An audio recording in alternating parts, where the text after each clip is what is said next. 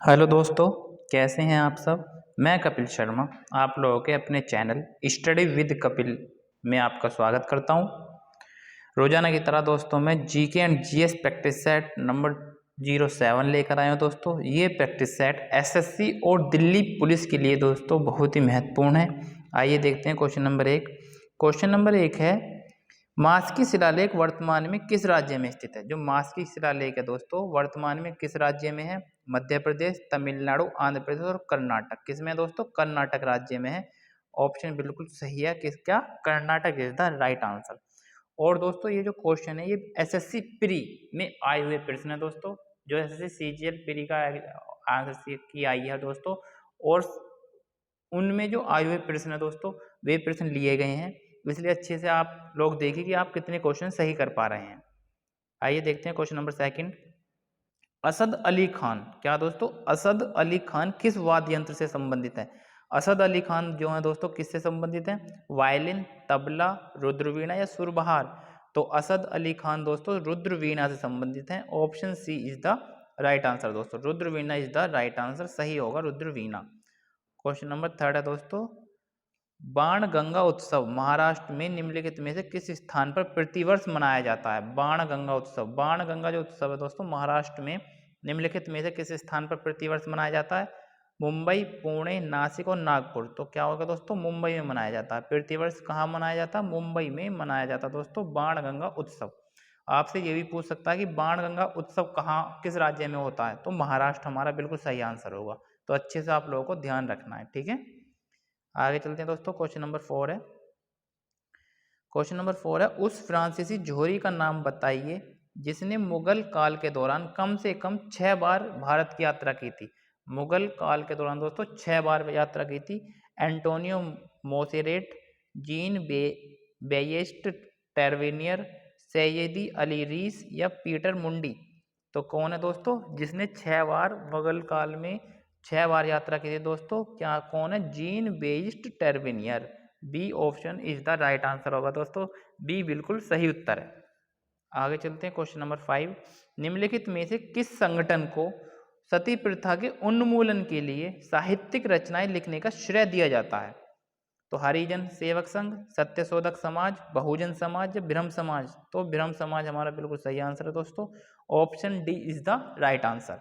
कि सती प्रथा के उन्मूलन के लिए साहित्यिक रचनाएं किसने लिखने का श्रेय किस दिया जाता है? ब्रह्म समाज को दिया जाता है दोस्तों। Option D is the right answer. Question number 6 है दोस्तों, अंतर्राष्ट्रीय खगोल संघ ने किस भारतीय पेशेवर उल्का वैज्ञानिक के नाम पर क्षुद्र ग्रह का नाम रखा है। क्षुद्र ग्रह का दोस्तों किस वैज्ञानिक के नाम पर रखा गया है?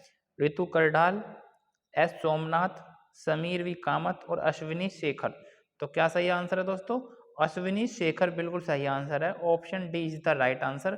अश्विनी शेखर के नाम पर भारतीय पेशेवर उल्का वैज्ञानिक के नाम पर दोस्तों क्षुद्र ग्रह का नाम रखा गया है। कौन है वो? अश्विनी शेखर, ठीक है। अच्छे से याद रखना आपको। आगे चलते हैं। क्वेश्चन नंबर 7 है। क्वेश्चन नंबर 7 है, वर्ष 2023 का लोकमान्य तिलक पुरस्कार किसे प्रदान करने की घोषणा की गई है दोस्तों? लोकमान्य तिलक पुरस्कार किसे प्रदान करने की घोषणा की गई है? द्रौपदी मुर्मू, नितिन गडकरी, नरेंद्र मोदी, राजनाथ सिंह। तो किसे है दोस्तों? Narendra Modi. Narendra Modi is the right answer दोस्तों। सी ऑप्शन बिल्कुल सही होगा। नरेंद्र मोदी जी को 2023 का लोकमान्य तिलक पुरस्कार प्रदान करने की दोस्तों घोषणा की गई है, ठीक है। अच्छे से याद रखना है आपको। क्वेश्चन नंबर 8 है दोस्तों, दुनिया का पहला मिथेन संचालित रॉकेट जूके 2 किसने लॉन्च किया है। दोस्तों अच्छे से याद रखना, इंपॉर्टेंट प्रश्न है। जूके 2 किससे संबंधित दोस्तों? तो मिथेन संचालित रॉकेट है। ये भी आपको याद रखना। किसने लॉन्च किया है? जापान, चीन, यूएसए, दक्षिण कोरिया। तो सही आंसर होगा दोस्तों option B is the right answer, चीन। चीन बिल्कुल सही उत्तर है दोस्तों।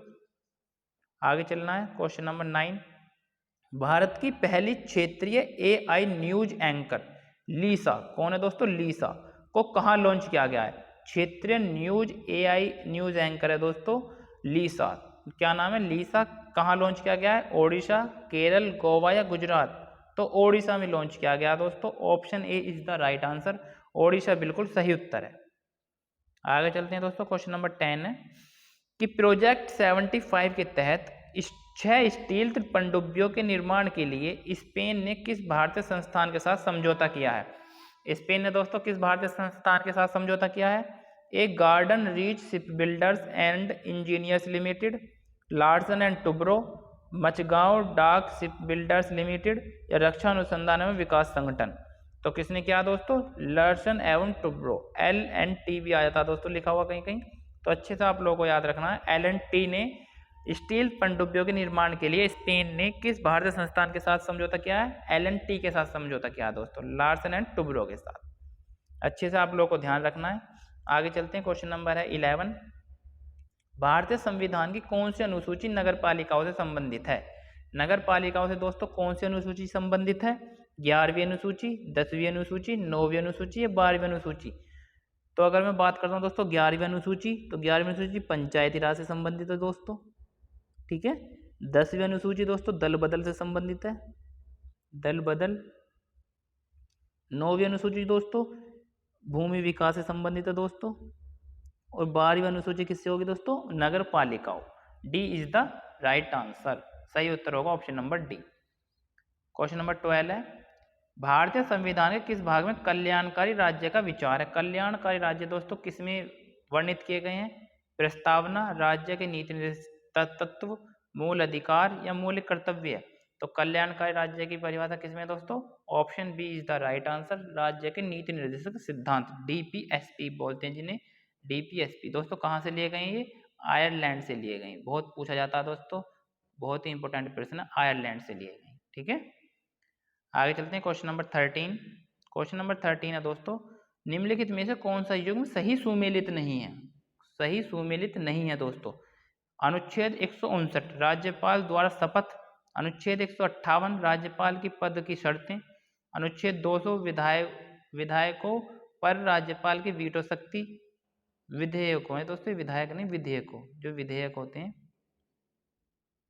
ठीक है, विधेयकों। अनुच्छेद 175 राज्य में महाधिवक्ता की नियुक्ति। तो क्या होगा दोस्तों? अगर मैं बात करता हूँ 159 राज्यपाल द्वारा शपथ, बिल्कुल सही है। अनुच्छेद 158 राज्यपाल की पद की शर्तें, बिल्कुल सही है।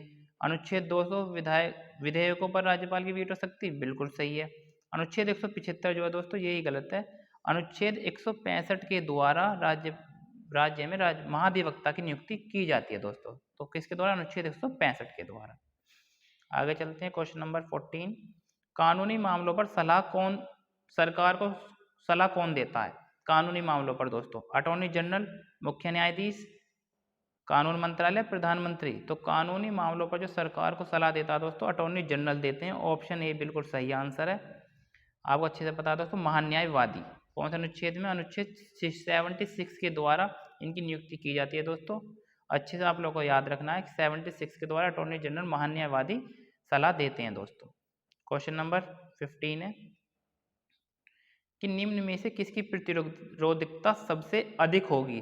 इनमें से जो दोस्तों 4 ऑप्शन है, इनमें से सबसे ज़्यादा प्रतिरोधकता किसकी होगी दोस्तों? नाइक्रोम, सिल्वर, आयरन या क्रोमियम। तो कौन है दोस्तों? नाइक्रोम बिल्कुल सही उत्तर होगा। Nichrome is the right answer दोस्तों। पूछा जाता है कि हीटर की जो गूंज होती है दोस्तों, हीटर की गूंज जो गूंज होती है वो किसकी बनी होती है दोस्तों? नाइक्रोम की बनी होती है। अच्छे से आप लोगों को ध्यान रखना है, ठीक है। क्वेश्चन नंबर 16 है, स्टार्च का रासायनिक परीक्षण करने के लिए निम्नलिखित में से किसका उपयोग किया जाता है? तो स्टार्च का जब रासायनिक परीक्षण करते हैं तो किसका उपयोग किया जाता है? ब्रोमीन विलयन, सल्फर विलयन, क्लोरीन विलयन या आयोडीन विलयन। तो सही आंसर होगा दोस्तों option number D is the right answer.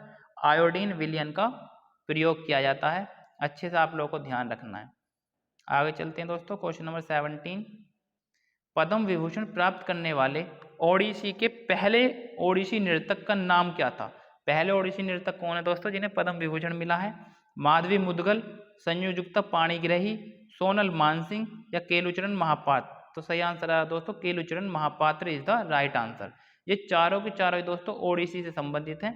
अच्छे से आप लोगों को ध्यान रखना है कि माधवी मुदगल, संयुक्ता पाणिग्राही और सोनल मानसिंह और केलुचरण महापात्र, चारों के चारों बड़े नाम है दोस्तों। अच्छे से आप लोगों को ध्यान रखना है, ठीक है। आगे चलते हैं, क्वेश्चन नंबर 18 है दोस्तों। क्वेश्चन नंबर 18 है कि भारत के निम्न में से किस राज्य में अक्टूबर से दिसंबर के दौरान पूर्वोत्तर मानसून के कारण वर्षा होती है। पूर्वोत्तर मानसून के कारण दोस्तों वर्षा कहाँ होती है? उत्तर प्रदेश, बिहार, पश्चिम बंगाल, पंजाब, हरियाणा, मध्य प्रदेश, आंध्र प्रदेश, मध्य प्रदेश, कर्नाटक, तमिलनाडु, केरल और आंध्र प्रदेश। तो डी ऑप्शन बिल्कुल सही उत्तर है दोस्तों। तमिलनाडु, केरल और Andhra Pradesh is the right answer. पूर्वोत्तर मानसून के कारण दोस्तों किन राज्यों में वर्षा होती है अक्टूबर से दिसंबर में? तमिलनाडु, केरल और Andhra Pradesh is the right answer. आगे चलते हैं दोस्तों, क्वेश्चन नंबर 19। निम्न में से किस देश में ने कभी भी पैरालंपिक खेलों की मेजबानी नहीं की है दोस्तों? पैरालंपिक खेलों की मेजबानी किसी ने नहीं की है? इजराइल, भारत, दक्षिण कोरिया, जापान। तो दोस्तों भारत ने अभी तक नहीं की है। अच्छे से आप लोगों को ध्यान रखना है, पैरालंपिक खेलों की मेजबानी दोस्तों किसी ने नहीं की है? भारत ने नहीं की है। तो अच्छे से आप लोगों को ध्यान रखना है दोस्तों। क्वेश्चन नंबर 20 है दोस्तों, प्रधानमंत्री रोजगार योजना किस पंचवर्षीय योजना के दौरान शुरू की गई थी दोस्तों? किस पंचवर्षीय योजना के दौरान शुरू की गई थी? 10वीं, 9वीं, 7वीं या 8वीं? तो दोस्तों किस में की गई थी? 8वीं में की गई है दोस्तों। अच्छे से आप लोगों को ध्यान रखना है, प्रधानमंत्री रोजगार योजना किस पंचवर्षीय योजना के दौरान शुरू की गई थी दोस्तों? 8वीं पंचवर्षीय योजना का क्या कार्यकाल था दोस्तों? 1992 से 1997। ठीक है, 5 वर्ष की होती है। तो 8वीं में की गई थी 1992 से 1997 इसका कार्यकाल है। तो अच्छे से आप लोगों को ध्यान रखना दोस्तों। जिन दोस्तों ने मेरा चैनल सब्सक्राइब नहीं किया है वो मेरे चैनल को सब्सक्राइब और वीडियो को लाइक दोस्तों जरूर करें। ऐसी प्रैक्टिस सेट मैं आप लोगों के लिए लाता रहूँगा।